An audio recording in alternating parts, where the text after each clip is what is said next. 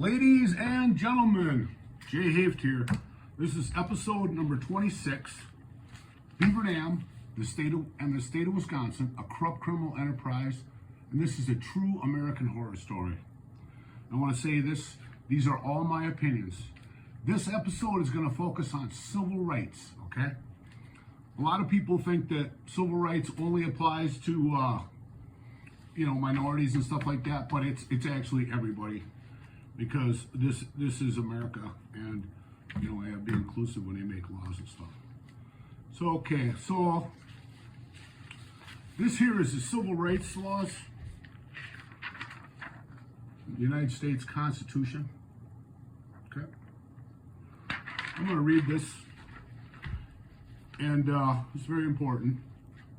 If two or more persons conspire to injure, oppress, threaten, or intimidate any person in any state, territory, commonwealth, possession, or district in the free exercise or enjoyment of any right or privilege secured to them by the Constitution or laws of the United States, or because of having so exercised the same.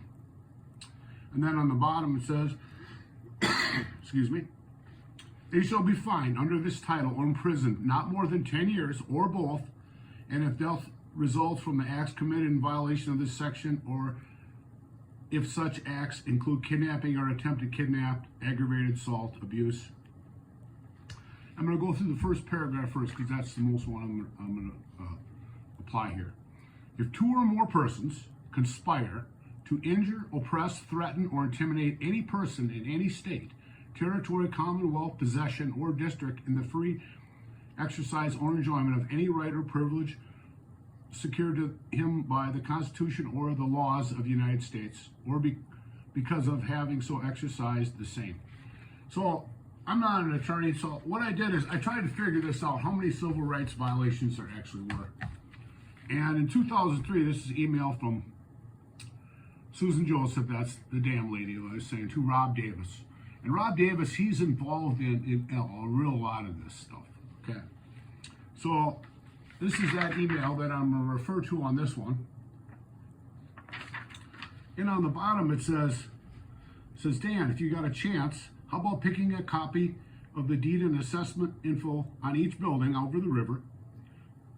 We can do some follow-up and maybe we can make them offers they can't refuse, especially since they have illegal buildings now.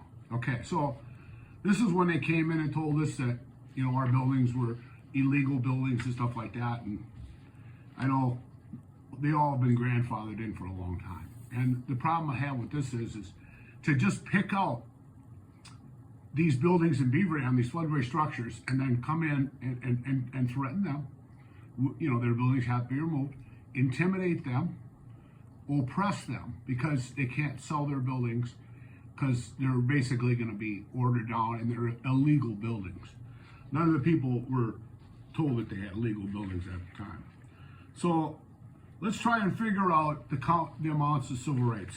So when they came out and told us, their buildings were illegal and stuff, which they did. So that's, and I feel that they did discriminate against us, and they're supposed to be fair and equal with these floodplain ordinances. So I looked at that one and I said at least a minimum of 11 counts. And then apparently these two people were involved. And then the city kind of used it in their press releases. So I'm just going to be nice and I'm going to say 11 for this one. Because a lot of times when prosecutors, do stuff like this, they count you for each individual one. The intimidation, the oppression, the threats and stuff like that. So that could be looked at 33 there, and then the people involved, it could be almost, 66 to 299, just for this one. But I'm going to be nice and just say 11 because, like I said, I'm not an attorney. So when the DNR in the city, they supposedly entered into an MOU with removal of the 17 small business owners. They could develop the shoe factory building, which could be looked at as another one. And I'm going to be nice and not count those either. But see, they're what they call inextricably linked or bonded, inseparable due to the conspiracy. So they could be multiple counts with each attempt and all the different people involved. Okay, then the city came out, and then the initial threats was 17 small business owners that if they didn't sell their buildings for their assessed value and their DNR. And the Constitution, the Fifth Amendment, says they must pay you for just compensation.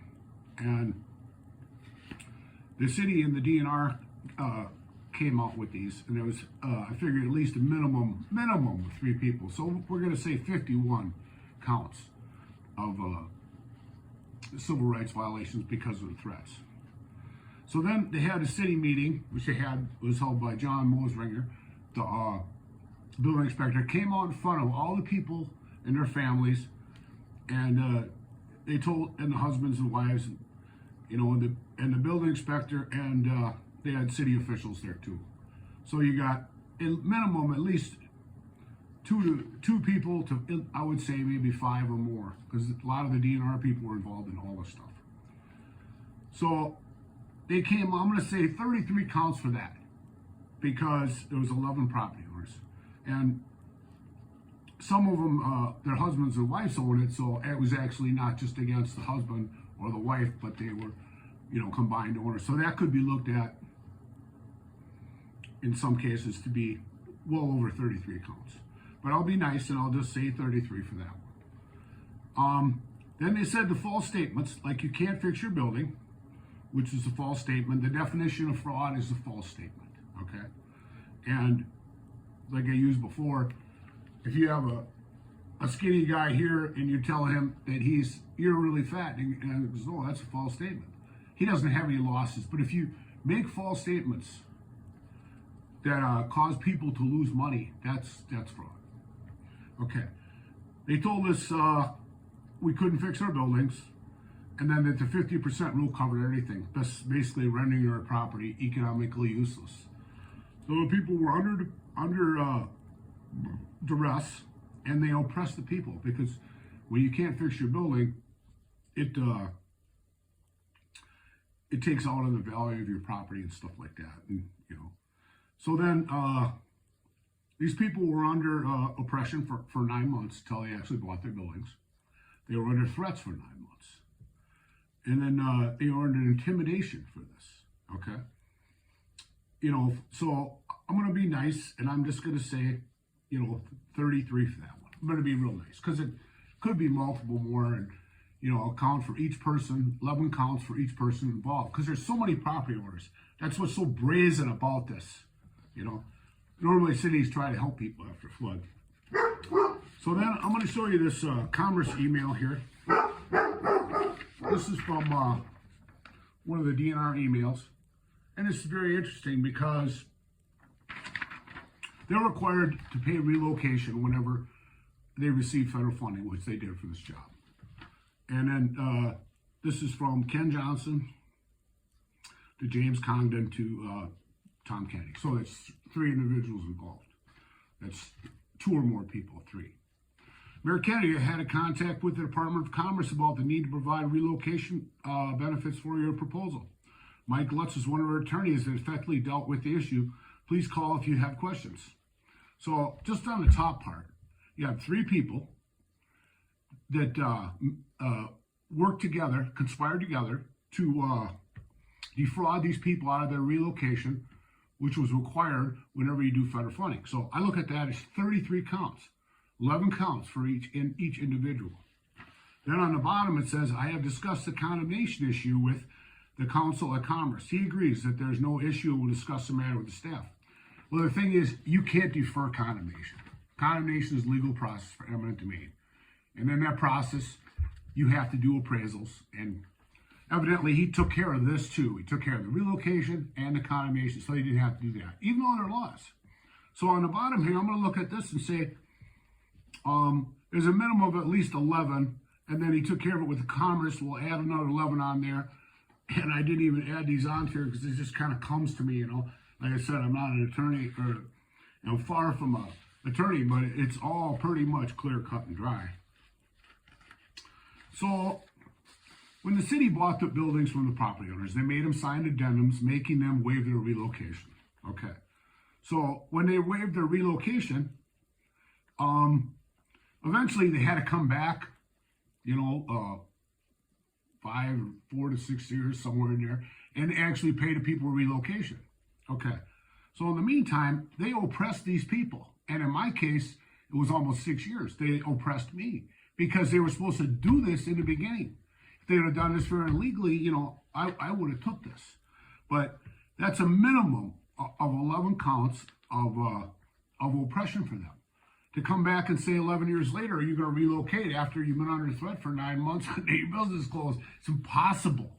I mean, it's just, they're responsible for all the losses and damage of those people in that 9-month period. And then basically, one of the civil rights attorneys that looked at this case, and he could not believe it. He said that they should have to build these people brand new buildings where they were, because everything that they did was illegal.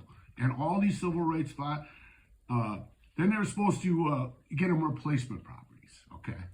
So I wasn't actually in that, but the other people, but actually I was, because they were supposed to do it all right, because it was what they call a site-specific project. Denied them replacement properties. And in my case, I can't even begin to count. There's just so many, countless intimidation, coercion against me, threats against me, each one multiple times, all these people in the DNR involved with it, the city officials.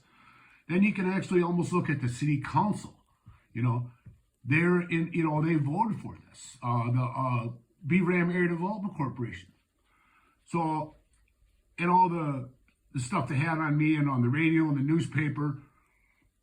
And, like I said, they deferred condemnation. Too many to count for me. I mean, it's hard to do. Basically, the amount of people involved with the DNR City Commerce Department. Okay, now then you look at the dam, and then it says conspire to injure in that first email. Could be as many as a whole town, not just the buildings. And the reason I say that is because this is from Susan Joseph, and Rob Davis, I was saying before. It says, the flood insurance study doesn't obviously give us the flood flow that would flood or damage the buildings downstream. Another idea would be a grant program, and the thing about it is this, it appears to be an idea. This is from Susan Joseph, Rob Davis, and from Susan Joseph to Megan Carell, Daniel Hunt, James Condon, and then, some of the other people on here. There's like different phases of this email. But the thing that makes it so crazy is, we know that they pulled all the boards at one time, okay? Did they conspire to injure the people downtown? That's, in my opinion, I believe they did. So I'm going to have come up with my next episode is going to be, is the Wisconsin DNR a terrorist group? And in my opinion, they are. And should they be put on the terrorist watch list? Yeah, I believe so. That's going to be in my next episode. This is episode 26, folks. Beaver Dam, the state of Wisconsin, a corrupt criminal enterprise. I want to thank everybody for watching. I'm going to step it up here again. I apologize for so many episodes, but, I just want you to know the whole story. Thank you.